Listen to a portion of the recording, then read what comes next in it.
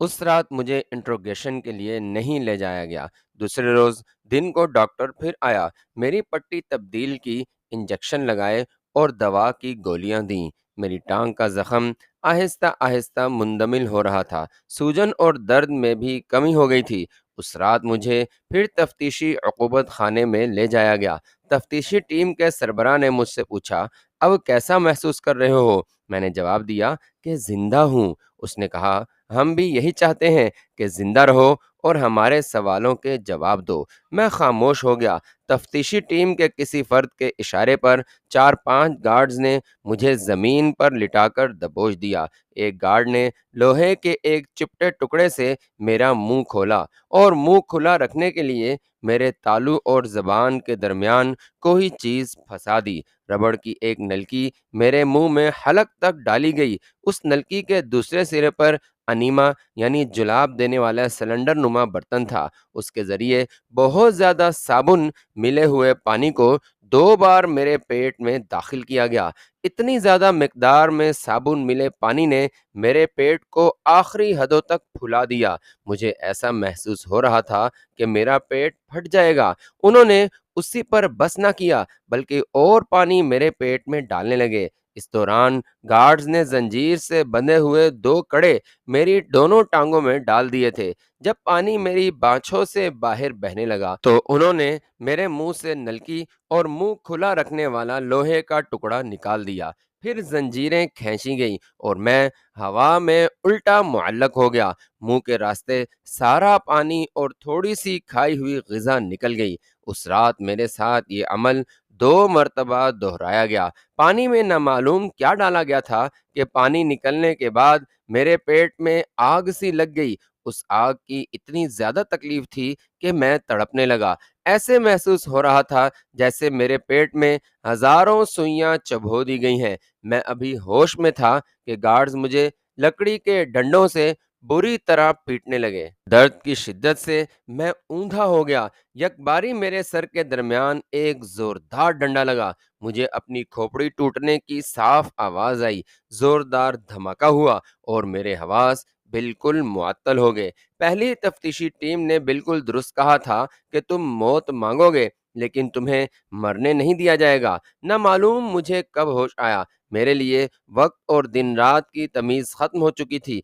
एक अजीब बात मैंने महसूस की। मेरा जिस्म चोटों से भरा पड़ा था। टांग का जख्म तशद्दुद की वजह से खुल चुका था और उससे खून बह रहा था, लेकिन जिस्म में कहीं भी दर्द का नाम न था। मैंने जिस्म के मुख्तलिफ हिस्सों पर हाथ फेरा, लेकिन छूने का एहसास न हुआ।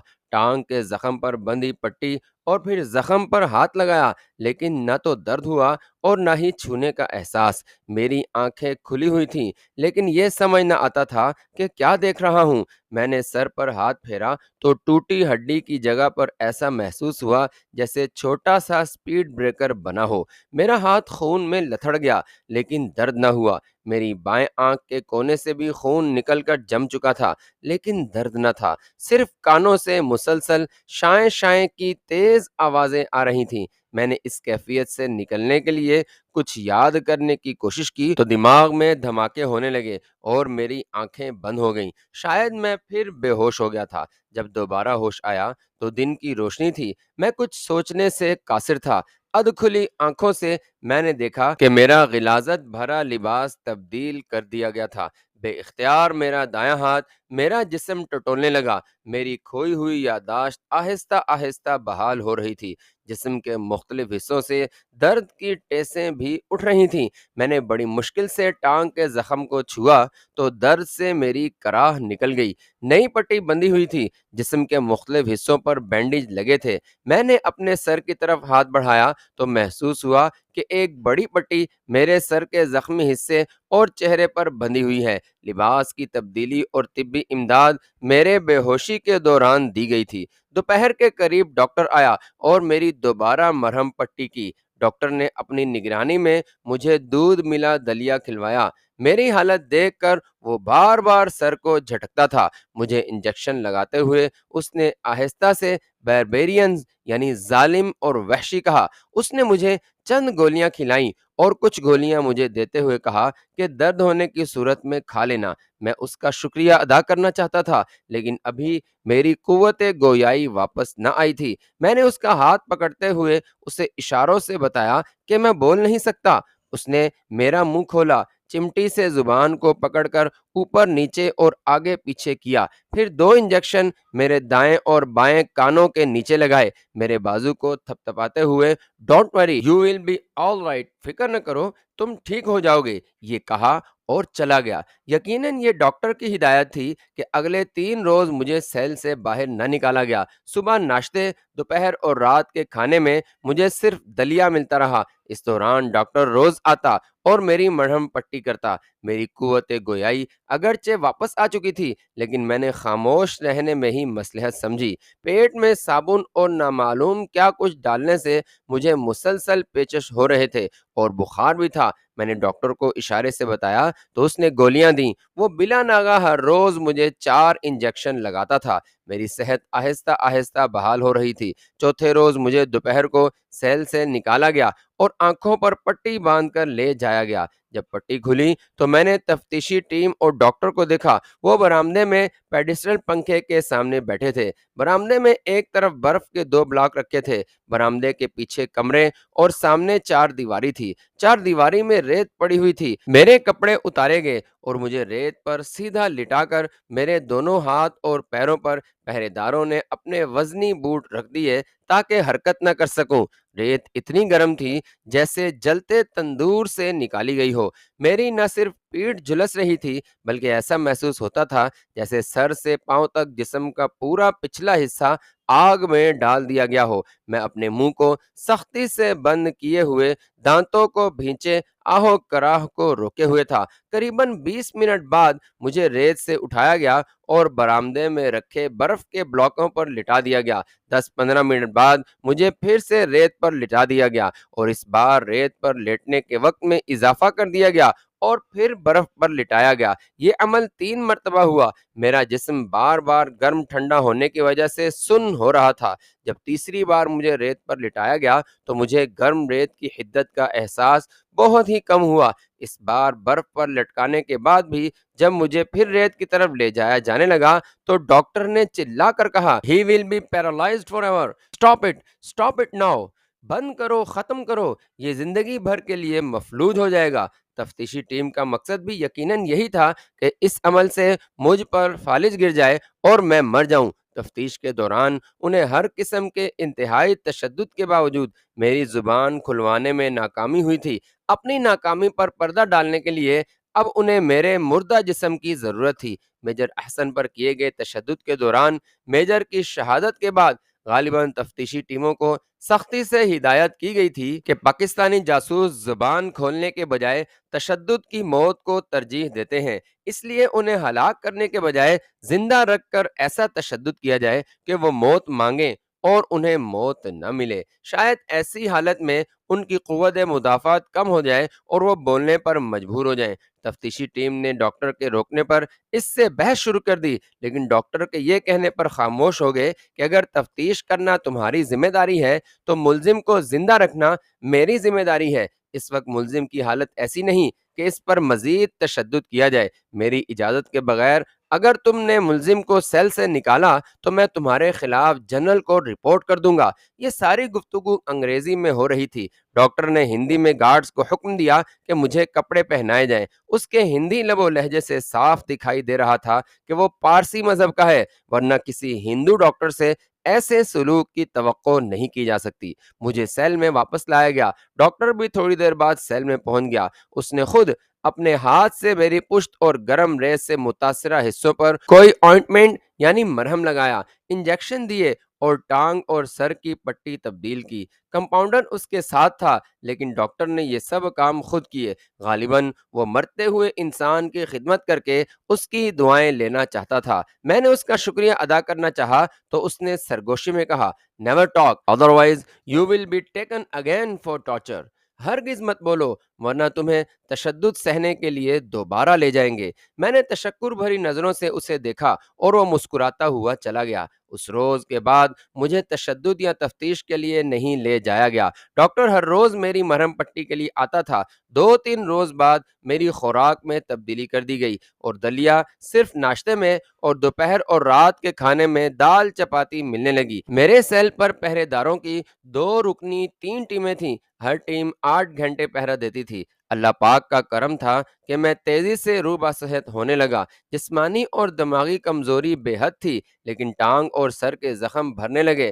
ڈاکٹر کی ہدایت کے مطابق ہر روز میرے سیل کو دھویا جانے لگا۔ ڈاکٹر کے حکم پر ہی ربڑ کے پائپ سے سیل کے اندر مجھ پر پانی پھینکنے کے لیے مجھے ہر دوسرے روز غسل کروایا جانے لگا۔ میں نے ڈاکٹر کی ہدایت گرہ میں باندھ لی تھی کہ ہرگز نہ بولوں۔ تفتیشی ٹیم کے ارکان 2-3 مرتبہ آئے اور سیل کے باہر سے ہی مجھ سے ایسی باتیں کرنے لگے کہ میں شاید اچانک بول اٹھوں۔ ان کی ہر بات کا جواب میں زبان پر ہاتھ رکھ کر اوں آں کر کے رہ جاتا اور مجھے اور ڈاکٹر کو گالیاں بکتے واپس چلے جاتے۔ ڈاکٹر کی مسلسل دیکھ بھال اور دوائیوں کی وجہ سے میں خاصا ٹھیک ہو چکا تھا۔ مجھے پورا یقین تھا کہ اس پارسی ڈاکٹر کی وجہ سے ہی میں وقتی طور پر ٹارچر سے بچ گیا ہوں، لیکن ڈاکٹر آخر کب تک میری ڈھال بنا رہے گا؟ میں نے اس موقع کو غنیمت جانا اور فرار کے منصوبے سوچنے لگا۔ اسی روز جب ڈاکٹر آیا تو میں نے اسے سر کی پٹی تبدیل کرنے کے دوران آہستگی سے کہا کہ سیل کے اندر ہی حاجت پوری کرنے سے مجھے بہت پریشانی اٹھانی پڑتی ہے۔ اس شدید گرمی میں بے حساب مکھیوں اور بدبو کی وجہ سے میرا دماغ پھٹنے کو آیا ہے۔ پیچش کی وجہ سے بار بار مجھے گھڑے کے ٹوٹے ٹکڑے کو ہی استعمال کرنا پڑتا ہے۔ سیل کے اندر ہی لیٹرین کی قطار ہے۔ اگر گارڈ مجھے ضرورت کے وقت وہاں لے جایا کریں تو میں اس اذیت سے بچ جاؤں گا۔ میری حالت آپ دیکھ رہے ہیں کہ زخموں اور کمزوری کے باعث میں ٹھیک سے کھڑا بھی نہیں ہو سکتا، اس لیے مسلح پہرے داروں کی موجودگی میں میرے فرار ہونے کا سوال ہی پیدا نہیں ہوتا۔ آپ پہلے ہی مجھ پر اتنی مہربانی کر رہے ہیں جس کے لیے میں آپ کا تا زندگی مشکور رہوں گا۔ اگر مزید یہ مہربانی کر دیں تو مجھ پر بڑا احسان ہوگا۔ ڈاکٹر نے خاموشی سے میری بات سنی اور سرگوشی میں ہی جواب دیا، ول ٹرائی، اور چلا گیا۔ سیل میں مرہم پٹی کرنے کے دوران اس سے خود میری پریشانی کا بخوبی اندازہ ہو چکا تھا۔ مجھے یقین تھا کہ اگر ڈاکٹر چاہے تو یہ سہولت دلوا سکتا ہے۔ تفتیشی ٹیم کا کام اگر مجھ سے راز اگلوانا تھا تو ڈاکٹر کا کام مجھے زندہ رکھنا تھا۔ اس لیے مجھ پر تشدد کے دوران ڈاکٹر تفتیشی ٹیم سے نہ صرف الجھ گیا تھا بلکہ اس نے تشدد بھی رکوا دیا تھا۔ یقیناً کوئی اعلیٰ عہدے کا افسر میرے کیس کا انچارج ہوگا اور ڈاکٹر کی اس تک ڈائریکٹ رسائی ہوگی۔ دوسرے روز ہی صبح کے وقت لوہے کا ایک کڑا میری بائیں کلائی میں پہنا دیا گیا۔ گارڈ کمانڈر جو نائب صوبیدار اور سکھ تھا، اس نے گارڈز کو سیل کی چابی دی اور انہیں کہا کہ آئندہ مجھے حاجت کے لیے لیٹرین میں لے جایا جائے۔ کڑے میں رسی باندھ کر دوسرا سرا ایک گارڈ پکڑ لے جبکہ دوسرا گارڈ اپنی رائفل تیار رکھے، اور اگر میں بھاگنے کی کوشش کروں تو بلا تاخیر مجھے گولی مار دی جائے۔ گارڈ کمانڈر گارڈ کو یہ ہدایت دے کر مجھ سے مخاطب ہوا اور پنجابی میں کہنے لگا، کتنا گھبرو ہے تو، اور تیرا جو حال ہو چکا ہے تو اگر نہ بولا تو اس سے بھی بدتر ہوگا، اور اگر تو بولا تو پھر بھی تجھے زندہ نہیں چھوڑیں گے۔ جہاں اتنا تشدد تو نے سہ لیا ہے وہاں تھوڑا بہت اور سہ لینا۔ اس نے کھل کر اور صاف بات تو نہ کی، لیکن بین السطور بٹوین دا لائنز مجھے سب کچھ بتا دیا۔ میرے لیے بھی یہ آخری موقع تھا کہ فرار کی کوشش کروں۔ اس کوشش میں کامیابی یا ناکامی دونوں صورتوں میں میری نجات تھی۔ اتنے سخت تشدد کے بعد یہ وقفہ میرے لیے سنہری موقع تھا۔ زبان میں نے کھولنی نہ تھی اور اب مزید تشدد سہنے کا مجھ میں حوصلہ بھی نہ تھا۔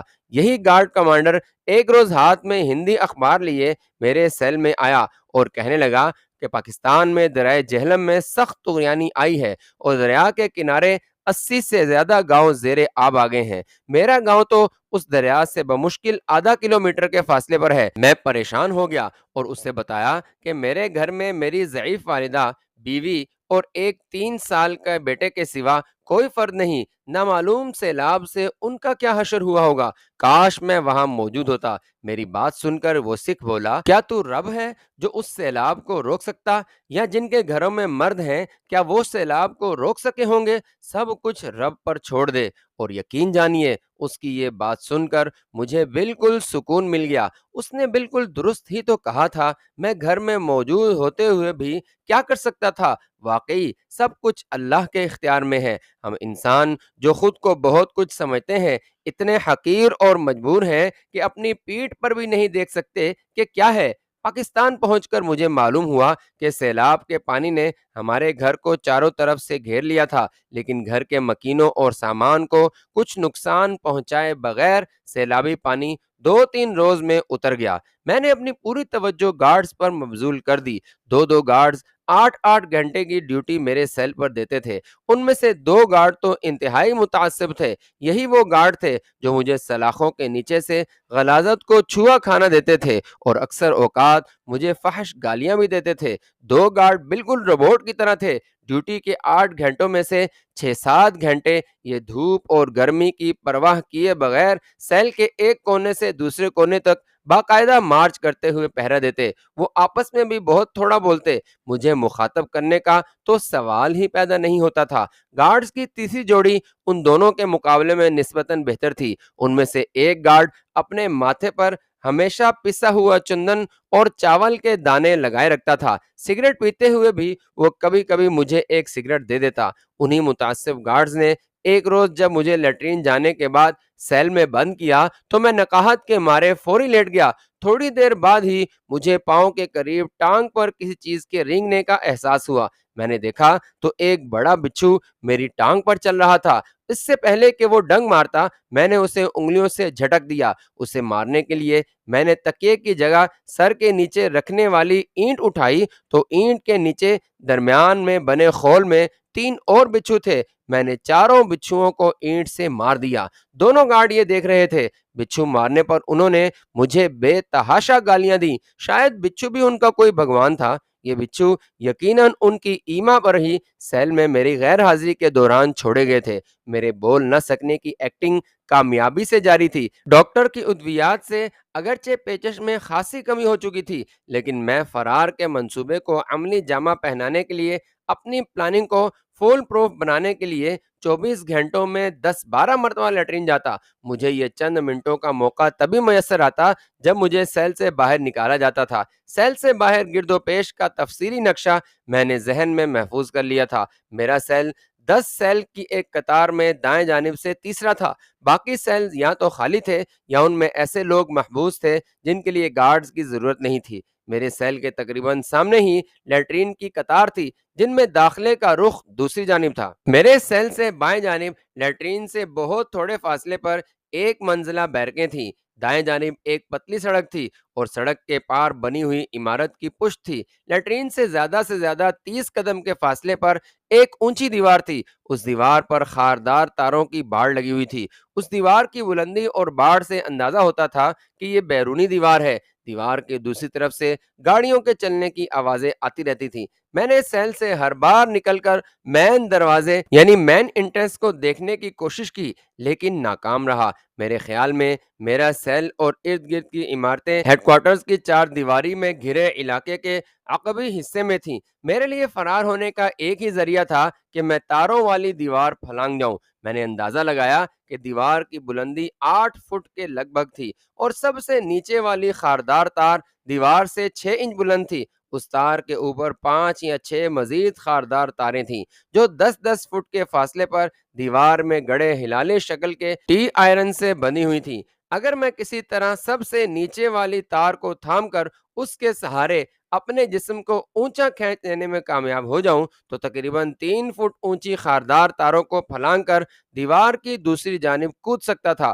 ان خاردار تاروں کو پھلانگنے اور دیوار کی دوسری جانب کودنے میں میرا زخمی ہونا لازمی تھا، جبکہ میری ٹانگ ابھی ٹھیک نہیں ہوئی تھی اور میں لنگڑا کر بہت آہستہ چل سکتا تھا۔ یہ سب تو بعد کے مرحلے تھے۔ سب سے پہلے تو مجھے مسلح گارڈ سے جان چھڑانے کی سبیل کرنی تھی۔ میں نے اس کے علاوہ دیگر ممکنہ ذرائع پر غور کرنا شروع کر دیا، لیکن سب ناممکن العمل ثابت ہوئے۔ اس منصوبے میں بھی میری کامیابی کے صرف 5% چانسز تھے۔ پہرے دار ہر وقت مسلح رہتے تھے، ان کے ہاتھ میں رائفلیں اور پیٹی کے ساتھ بیک پر بیونٹ یعنی سنگینیں لٹکی ہوئی تھیں۔ سنگین پیٹی میں لگی ایک چھوٹی میان میں ہوتی ہے، جسے ایک چھوٹی پیٹی میں لگا کر سٹچ بٹن میان میں قابو رکھتا ہے۔ اگر بٹن کھول دیا جائے تو سنگین کو فوری نکالا جا سکتا ہے۔ میں یہ تفصیل اس لیے لکھ رہا ہوں کہ فرار کے عمل کے دوران اس کی تفصیل بیان کرنا نامناسب ہوگا۔ مجھ پر تعینات گارڈز کی ڈیوٹی کے اوقات بھی بدلتے رہتے تھے۔ گارڈز کی وہ جوڑی جو مجھ سے نسبتاً بہتر سلوک کرتی تھی، میں ان کی ڈیوٹی کے دوران خاصا وقت سلاخوں کے ساتھ کھڑا ان کی باتیں سنتا۔ بول تو میں نہیں سکتا تھا، اس لیے یہ گفتگو یک طرفہ ہوتی تھی۔ ان گارڈز میں سے ایک برہمن تھا جس کے ماتھے پر ہمیشہ چندن اور چاول لگے ہوتے تھے۔ مجھے اپنی طرف متوجہ پا کر اس نے مجھ مسلح کو شدھ کرنے کا سوچا۔ ایک روز کہنے لگا، صرف ہمارا دھرم ہی سچا ہے، ہمارے بھگوان تو ہمارے بیچ پیدا ہوئے، اور تم مسلمان اپنے بھگوان کو بلانے کے لیے آج تک خود آ یعنی خدا کہتے ہو۔ اتنا پکارنے کے باوجود تمہارا بھگوان نہیں آیا۔ زندگی میں تو تم نے بہت کشٹ یعنی تکالیف اٹھائی ہیں، اب بھی اگر ہمارا سچا دھرم اپنا لو تو تمہارے من کو بھی شانتی ملے گی اور تمہاری آتما بھی سورگ یعنی جنت میں جائے گی۔ اس کی باتیں سن کر میں سر کو یوں ہلاتا جیسے وہ بالکل ٹھیک کہہ رہا ہو، جبکہ دل میں سوچتا کہ سورگ اور نرک یعنی جنت اور دوزخ تو بہت دور ہیں۔ یہ تو اپنے مردے کو یہاں دنیا میں ہی چتا کی آگ میں شاید اس لیے جلاتے ہیں کہ یہیں جہنم کی آگ کے کچھ عادی ہو جائیں اور نرک میں گرم سرد ہونے کے باوجود بیمار نہ پڑ جائیں۔ میں نے اشاروں سے اسے کہا کہ تم ٹھیک کہتے ہو، مجھے اپنے دھرم کے متعلق کچھ اور بتاؤ۔ میرا اصل مقصد اس کی ہمدردی جیتنا تھا۔ میری دلچسپی دیکھ کر اس نے تفصیلاً مجھے ہندو دھرم کے متعلق لیکچر دینا شروع کر دیے۔